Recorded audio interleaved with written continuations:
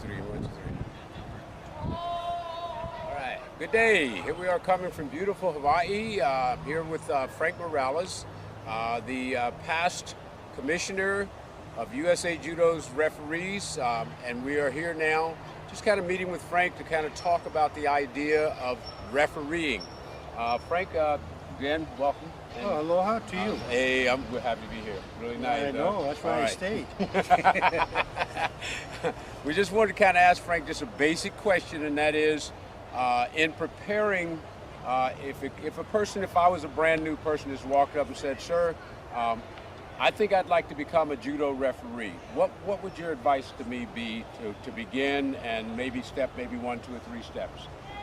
Okay, the first thing I would say would be if were you a competitor or you're active at the dojo level, understanding the different types of techniques that we are looking at for scoring purposes at tournaments. After that, we would have clinics, basics, handouts with the IGF rules to read it, or we have videos that we normally would have available or at a clinic. And we'd be getting, a couple of years ago, I started with a monthly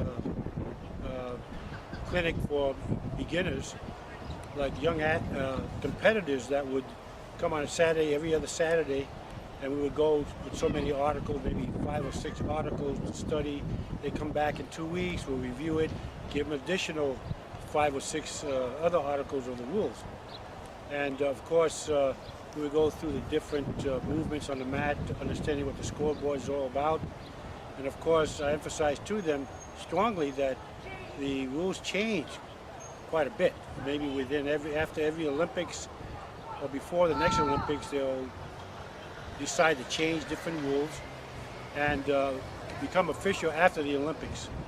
But otherwise, to be active, of course, my position as an international A referee is to work with them, make them feel that we want to help them, not discourage them. If they make a mistake, I try to help them understand what it is, show them what to look for, especially when it comes down to scoring a full pointy pong. Have to understand what technique is. Not trying to roll off of an attack and maybe the original, which we call tori. Yeah.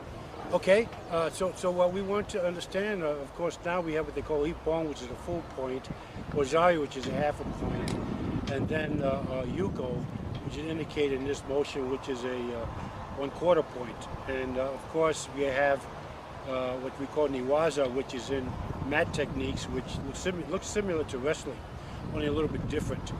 You have to hold the individual for anywhere from 10, 15, 20 seconds to get a full point. But they do have techniques like what we call shimiwaza, which is strangulation type thing, and not strangulation, but cut the circulation of the blood to the brain. And the referee, they have the opportunity to submit by just slapping twice or with their foot. And the next thing would be as they get into the black belt and that type of level, we got arm bars, which they apply into this area, not the shoulder. But we kind of gradually educate them as they go along. Okay. Just another quick question, Frank. What would you advise coaches to do relative to what you're teaching, let's say, young referees to do, to make make it a little bit more seamless, not so argumentative? What would you advise coaches to do? I would advise coaches, we could go back 10 years ago when the IGF, which is International Judo Federation, was thinking of having coaches to be at that level to be a national referee. But that wasn't passed. But my recommendation is to go to clinics, even if that be a local referee, at least they know what the rules are. This way, if they have a problem, at least they can explain what they're looking at or what the problem was. But yes, I would recommend they go to all of the clinics and learn what's going on, especially be in touch with the new interpretations that come every 2 years or every year. Thanks, Frank. welcome. Appreciate it, buddy. Okay. All right. Right. Is that okay? Hey, mahalo. Did you get my best side? No, you didn't.